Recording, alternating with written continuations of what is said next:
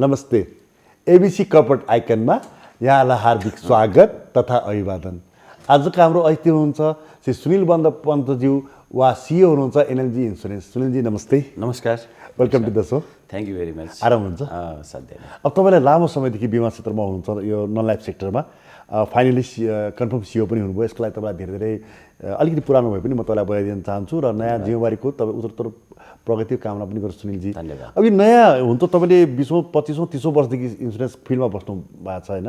यो सिइओ भइसकेपछिको जिम्मेवारी कस्तो हुन्छ? अब यो त असाध्यै कठिन कुरा। सबैभन्दा ठुलो जिम्मेवारी नै अब यही नै हो। यसमा मेजरदेखि नै माइक्रो लेभलसम्मकोलाई म्यानेज गर्नुपर्ने जिम्मेवारी हुँदो रहेछ यसमा। र सबैभन्दा महत्त्वपूर्ण चेन्जेस चाहिँ नि मैले पाएको कुरा के हो भनेदेखि काहीँ न काहीँ आफूले गरेको कार्य चाहिँ नि ठिक छ कि छैन भनेर अथवा त्यसलाई भेरिफिकेसन रेक्टिफिकेसन गर्ने आफूभन्दा माथि हुँदाखेरि केही कम्फर्ट सजिलो हुन्थ्यो भनेदेखि अब चाहिँ नि त्यो गरेको अरूले गरेको कुरा ठिक छ कि छैन भनेर आफूले हेर्नुपर्ने भएको हुँदा असाध्यै नै ठुलो जिम्मेवारी आउँदो रहेछ।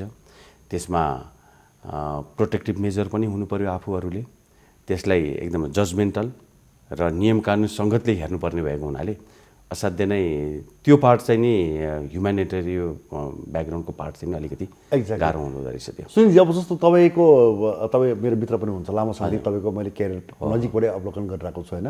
एउटा टिम प्लेयर, तपाईँ टिममा बसेर काम गर्नुहुन्छ, टिमसँग कलेक्टिभ डिसिजनमा चाहिँ विश्वास गर्ने मान्छे।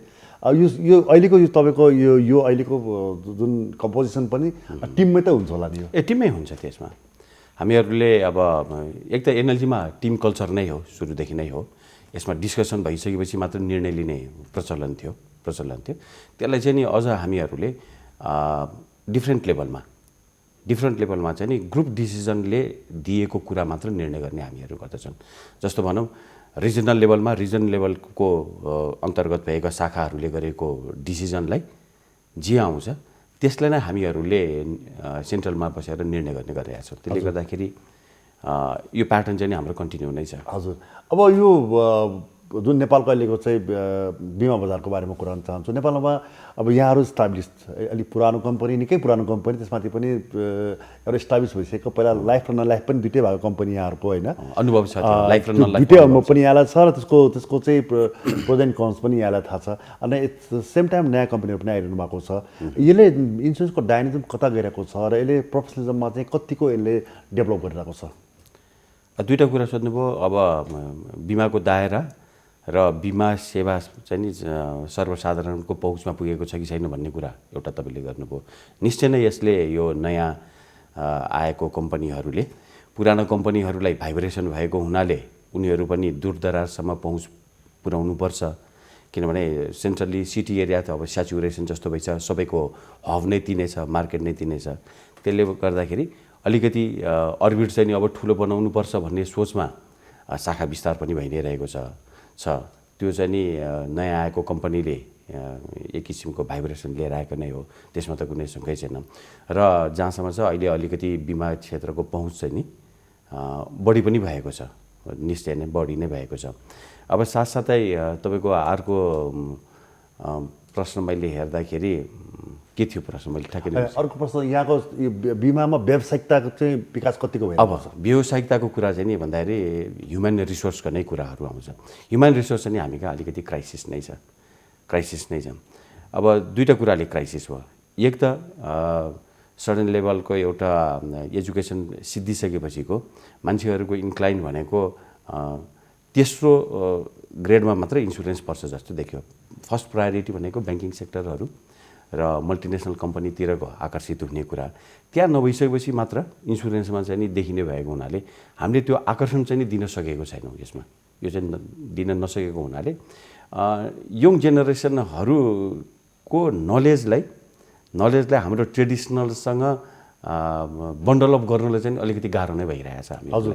तर अब जस्तो अहिलेको हिसाब गर्दाखेरि मैले तपाईँको बिचमा कुरा काटेँ, अब यङ्स्टरहरू जो भर्खरै मास्टर्स गर्नुभएको छ, विदेशबाट पढाउनु भएको छ, उहाँहरूको पनि फर्स्ट चोइस इन्सुरेन्सै छ। नेपालको मात्रै एउटा विडम्बना के हो भने यहाँ चाहिँ यो फाइनेन्सियल सेक्टरलाई ब्याङ्क अथवा वित्तीय संस्थाले चाहिँ डोमिनेट गरेको छ। तपाईँले इन्डियामा हेर्नुभयो वा अथवा चाइनामा हेर्नुभयो भने इन्सुरेन्सले डोमिनेट गरेर त्यसपछि इन्सुरेन्सले ओन गरेको ब्याङ्कहरू हुन्छन् र इन्सुरेन्सले नै त्यो कम्पिटिटिभ फाइनेन्सियल मार्केटलाई गभर्न गरिरहेको छैन।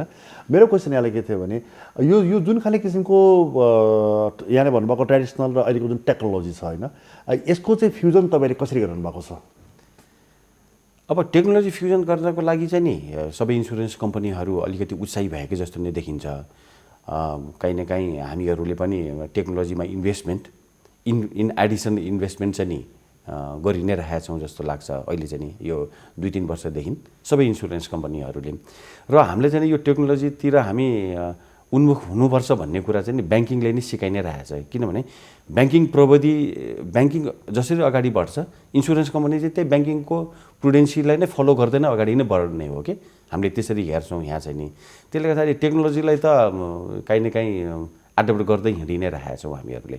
तर हामी कुन लेभलमा छौँ भनेदेखि अहिले टेक्नोलोजीमा हामीहरू एसएमएसबाट क्लाइन्टलाई अवेर गराउने त्यो फेजसम्म चाहिँ टेक्नोलोजीमा पुगेको छौँ।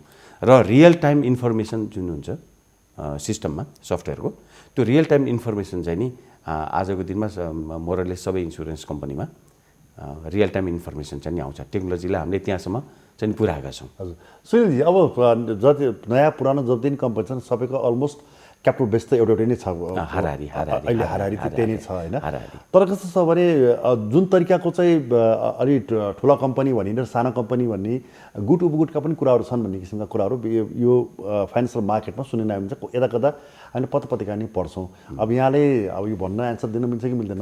तपाईँ चाहिँ कुन गुटलाई प्रतिनिधित्व गर्नुहुन्छ?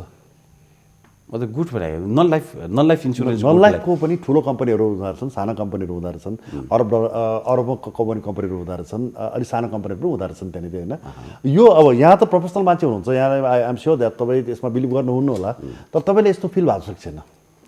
त्यस्तो किसिमको अब एनएलजी चाहिँ ले त्यस्तो चाहिँ फिल गर्दैन। एनएलजीले त्यस्तो अन्य कम्पनीसँग प्रतिस्पर्धा पनि गर्दैन। प्रतिस्पर्धा गरेर हिँड्ने भएको भएदेखि र्यालीमा चाहिँ गुट बनाउनुपर्छ कि भन्ने धारणा राख्थ्यो होला। अन्य कम्पनीसँग प्रतिस्पर्धा नि गर्दैन। यसले प्रतिस्पर्धा गर्ने भनेको नै ग्राहकहरूको सन्तुष्टिलाई चाहिँ प्रतिस्पर्धा गर्छ।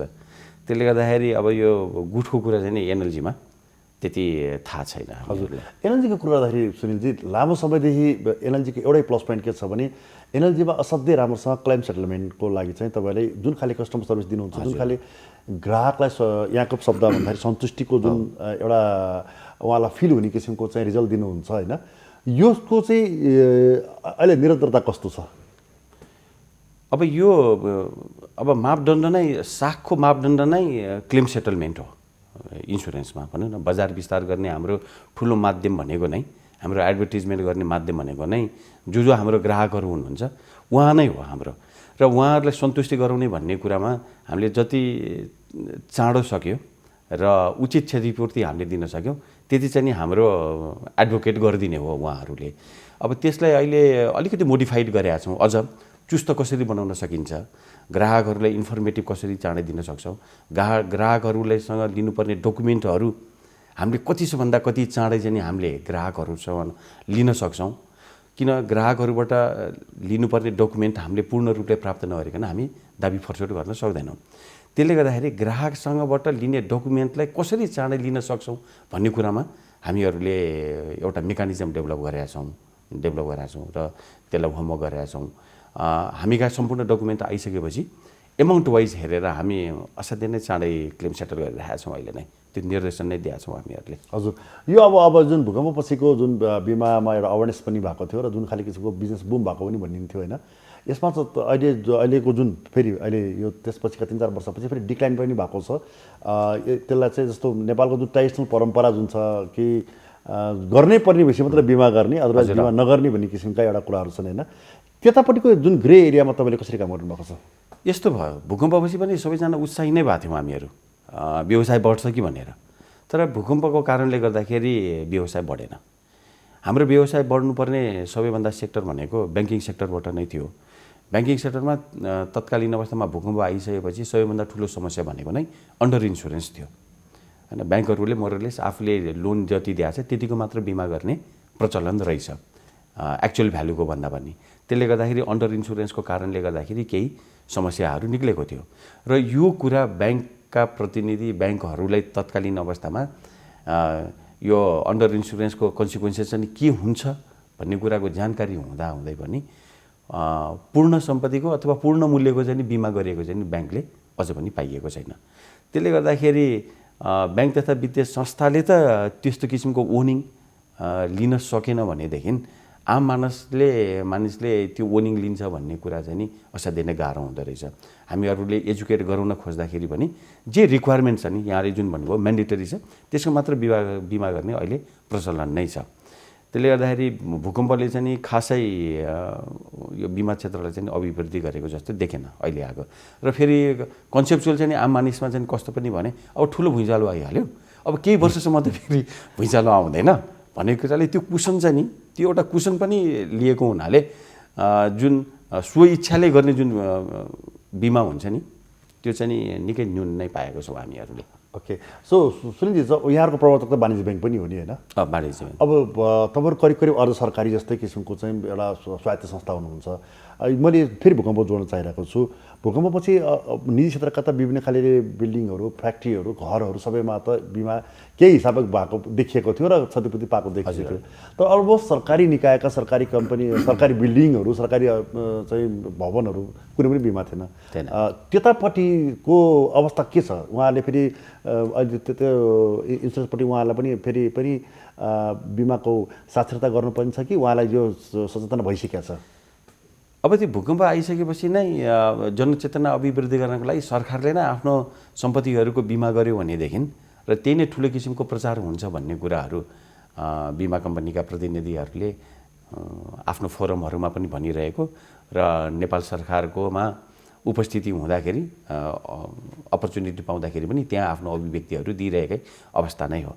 तर नेपाल सरकारबाट आफ्नो भौतिक संरचनाहरूको बिमा गर्ने अहिलेसम्म त्यति थालनी गरेको जस्तो चाहिँ नि देखिँदैन।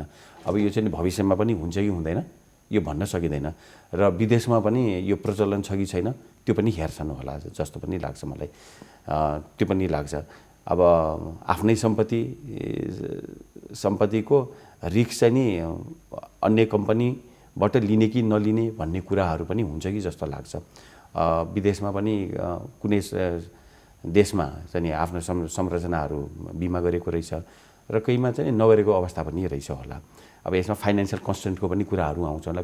प्रिमियम पनि ठुलो छ अहिले होइन। तर हालसालै चाहिँ अब माघ 1 गतेदेखि बिमा समितिले यो सम्पत्ति सम्बन्धी बिमाको लागि नयाँ दर निर्देशिका जारी गरेको छ। माघ 1 गतेदेखि लागू हुने गरेर त्यसमा चाहिँ केही परिमार्जित पनि छ, दर रेट पनि केही कटौती पनि छ र त्यसलाई चाहिँ एउटा कम्प्रिहेन्सिभ कभरेज जस्तो पनि देखिन्छ। अब यो हिसाबले कस्ट फ्याक्टरको हिसाबले गर्दाखेरि अब चाहिँ नि सर्वसाधारण प्लस नेपाल सरकारले पनि बिमा गर्नको लागि चाहिँ नि अब आशा गरौँ हुन्छ कि भन्ने कुराले पोर्टफोलियो इन्डस्ट्रीको इन्सुरेन्स इन्डस्ट्रीको पोर्टफोलियो चाहिँ बढ्छ कि भन्ने कुरा चाहिँ आशावादीमा छौँ हामीहरू। हजुर सुनिलजी, जस्तो अब यहाँ जुन एनएलजिआई हुँदै एनएलजीमा हुनुहुन्छ यहाँ होइन? एनएलजी आफैमा अग्रणी संस्था हो। यहाँहरूको कम्पनी धेरैवटा चाहिँ राम्रो पोलिसीहरूलाई इन्ट्रोड्युस गरेको छ नेपालमा। अब म यहाँ सोध्न के चाहिरहेको छु भने जस्तो नेपालमा अहिले जुन स्वास्थ्य बिमाका चर्चा चलिरहेको छन्, व्यक्तिगत स्वास्थ्यका बिमाका छन्, पहिला ग्रुपमा हुन्थ्यो, अहिले इन्डिभिजुअल पनि भइरहेका छन् कुराहरू होइन?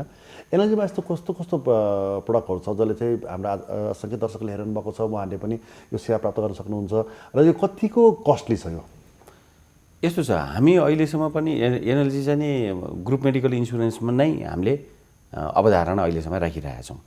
भविष्यमा हामीहरू व्यक्ति इन्डिभिजुअललाई पोलिसी बेच्ने किसिमकोमा त्यति पोलिसी बनाइसकेको अवस्थामा चाहिँ नि हामीहरू छैनौँ। र यसलाई चाहिँ हामी 1 वर्ष चाहिँ वेट एन्ड सीकै स्थितिमा नै हामीहरू हेरिरहेछौँ। किन मार्केट चाहिँ नि हेल्थ इन्सुरेन्स इन्डस्ट्रीमा चाहिँ अलिकति म्याच्योर्ड होस् त्यसपछि मात्र हामी चाहिँ यसमा लगानी गरौँ भन्ने चाहिँ हामीले सोचिरहेका छौँ। त्यसले गर्दाखेरि अर्गनाइजेसन र ग्रुपको मात्र हामी स्वास्थ्य बिमा गरिरहेका छौँ। हजुर, म फेरि यही सोध्न चाहन्छु, जस्तो अहिले अब यहाँहरू पनि यो विज्ञापन प्रवर्धन आक्रामक रूपमा आउनुभएको छ, बजार विस्तार भइरहेको छ यहाँहरूको र बजार पनि यहाँले क्याप्चर पनि गराउनु भएको छ, ट्रेन्ड पनि गराउनु भएको छ यहाँले। यो बिमाको बजार सँगसँगै ब्याङ्कको जुन बजार विस्तारमा आइरहेको छन्, प्रत्येक ब्याङ्कको एडमा इन्सुरेन्सकै कुराहरू हुन्छन्। त फलानु ब्याङ्कमा गर्नुहोस्, स्वास्थ्य बिमा छ, यो छ, ऊ छ भनेर पहिलो फोकस उहाँहरूको बिमापट्टि नै छ के। यसले गर्दाखेरि यहाँहरूको चाहिँ जोइन्टली मार्केट भइरहेछ कि त्यो ब्रान्डिङ ब्याङ्कको मात्रै भइरहेछ त्यो? होइन, दुवैतर्फ भइरहेको छ। जस्तो ब्याङ्कले चाहिँ नि आफ्नो प्रडक्टलाई कसरी एट्र्याक्टिभ बनाउने भन्ने कुरामा एउटा एनेक्सर जोडेको मात्र हो ब्याङ्कले। त्यो पनि ब्याङ्कले कहिलेसम्म जोडिराख्न सक्छ र कहिलेसम्म उसको डिपोजिटको लागि प्रवर्धन गर्नको लागि स्वास्थ्य बिमाको कस्ट पनि इनरोल गरिरहेको छ, यो पनि हामीलाई थाहा छैन। अब ब्याङ्कले यसलाई निरन्तरता नै दिइराख्यो भनेदेखि यो राम्रो मान्नुपर्छ। होइन, आफ्नो एउटा सर्टेन चाहिँ नि पिरियडको लागि र आफ्नो कुनै एउटा निश्चित मकसदको लागि चाहिँ स्वास्थ्य बिमा गरिरहेछ भनेदेखि फेरि नकारात्मक प्रभाव पनि पर्न जान्छ फेरि। डेफिनेटली एनर्जी इन्सुरेन्सको अब अपकमिङ डेजमा यहाँको नयाँ नयाँ पोलिसीहरू कस्तो छ, नयाँ नयाँ रणनीति कस्तो छ र जुन खालि अब अहिलेको हिसाबमा प्रदेश स्तरका जुन राज्यहरू छन् होइन प्रदेशमा, यहाँहरू त्यसमा कतिको विकेन्द्रीकृत भएर गइरहनु भएको छ? अब तत्कालीन अवस्थाको national life and general insurance हुँदाखेरिकै नै लिगासी भन्नु पऱ्यो। अहिले हाम्रो एनएलजीसम्म आउँदाखेरिको होइन छुट्टीदेखि कम्पनीको हाम्रो तत्कालीन अवस्थादेखि नै एक किसिमको विकेन्द्रीकृत नै थियो। हामीहरूले स्थापना भएको 44 सालमा स्थापना भइसकेपछि 1 वर्षपछि नै हामीहरूले रिजनल अफिस भनेर हामीले खडा गरि नै सकेका थियौँ। 5वटा विकास क्षेत्रमा हामीले रिजनल अफिस भनेर खडा गरि नै सकेका थियौँ र रिजनल अफिसले नै authority, even claim settlement authority सुद्धा हामीले रिजनल अफिसलाई त्यही बेला नै डिस्ट्रिब्युट गरिसकेको थियौँ। त्यसले गर्दाखेरि हामीलाई यो अहिलेको यो जुन गाउँ लेभलसम्म जाने जुन पहुँच छ नि, त्यो चाहिँ हामीहरूले चाहिँ नि सहज नै भएको छ। त्यो हाम्रो एक किसिमको इन्फ्रास्ट्रक्चर चाहिँ डेभलप पहिला नै भइ नै सकेको थियो कि, त्यसले गर्दाखेरि हामीलाई त्यो चाहिँ सहज भएको छ। त्यसलाई एक्स्ट्रा हामीलाई केही इफोर्ट लाउनु परेको छैन।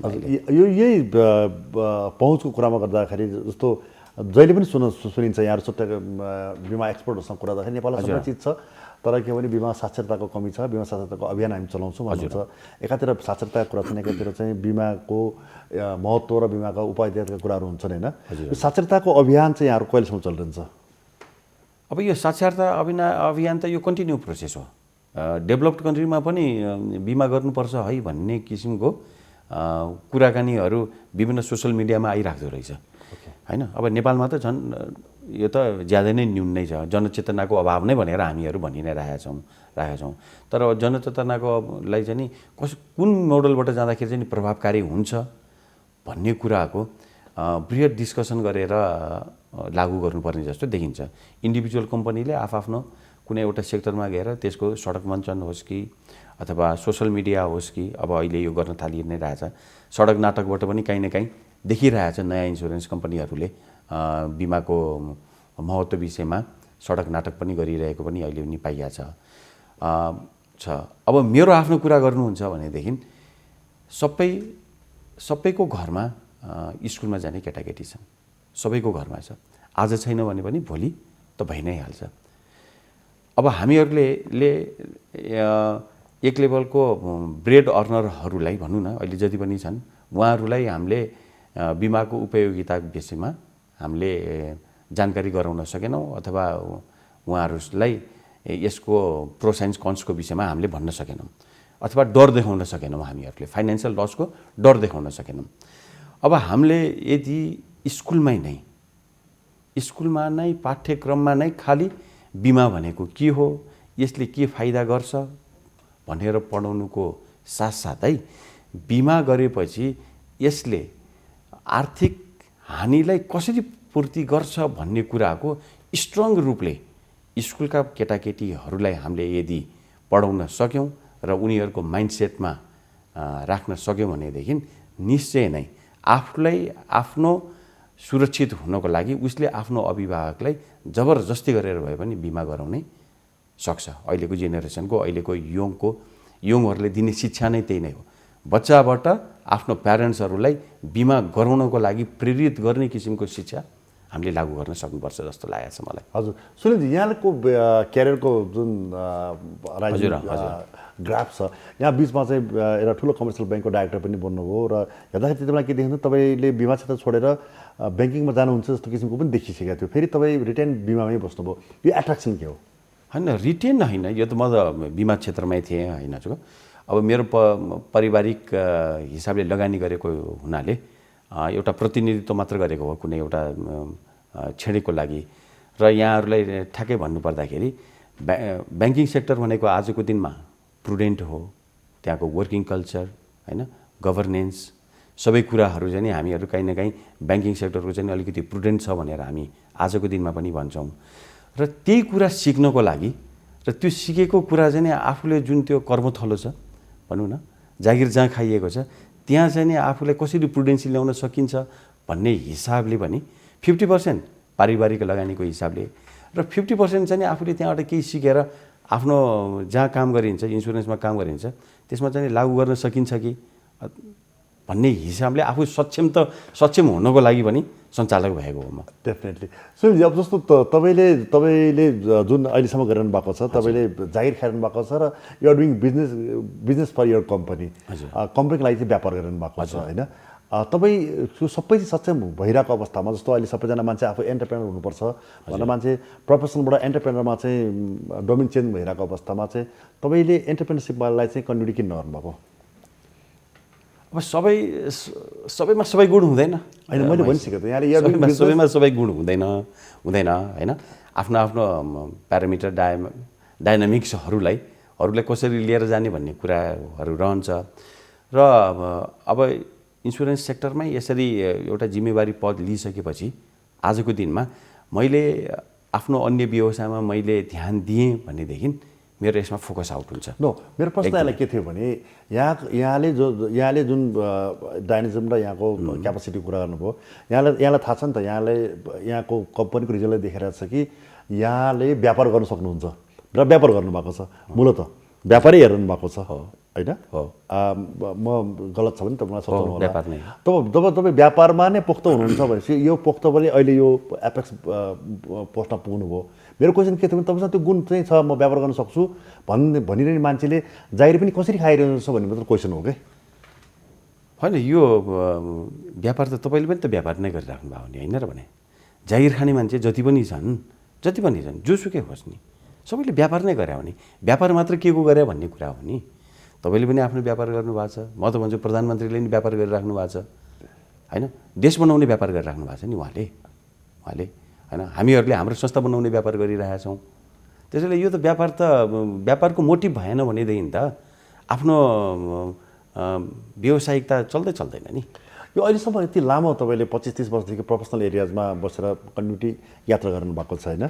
अब यसलाई अब हाम्रो नजरबाट र अरूको नजरबाट हेर्दाखेरि तपाईँले सफलता चुमिरहनु भएको छ हामी देख्छौँ। तपाईँको आफ्नो विचारमा चाहिँ सफलता के हो? सफलता हो यो असाध्यै नै गाह्रो कुरा। यो सफलता के हो भन्ने कुरा चाहिँ नि असाध्यै नै डिफाइन गर्नलाई गाह्रो हो। सफलता भने नि आफूले गरिरहेको काममा यदि सन्तुष्टि हुन सक्यो भनेदेखि सफलता हो। जुनसुकै पोजिसनमा भए पनि रमाउन सक्यो भनेदेखि सफलता हो होइन। जस्तो अहिले म तपाईँसँग यहाँ अहिले कुरा गरिरहेको छु, यो कुरा गर्दाखेरि मलाई रमाइलो लागिरहेछ भनेदेखि यो सफलता भयो। यदि रमाइलो लागेन भने यो असफलता हो होइन। एकदमै त्यही नै हो।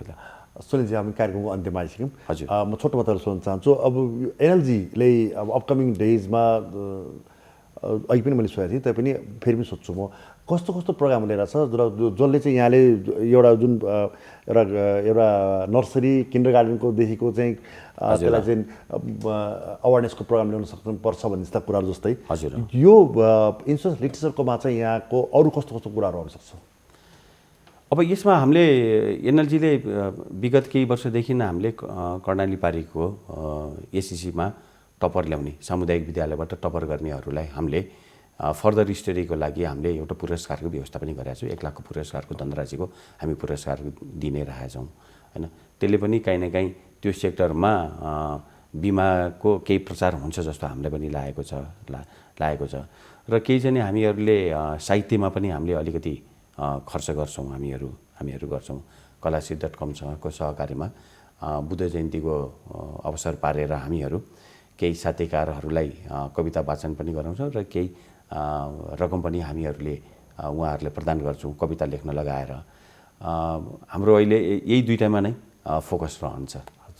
आज कार्यक्रममा आउनु यहाँलाई धेरै धन्यवाद र यहाँको जुन खाले अभियान छ यहाँको सबै अभियान पूर्ण होस्। धन्यवाद। नमस्ते। धन्यवाद। आज कार्यक्रमबाट म महेश राणालाई पनि बिदा दिनुहोस्। नमस्ते। नमस्ते।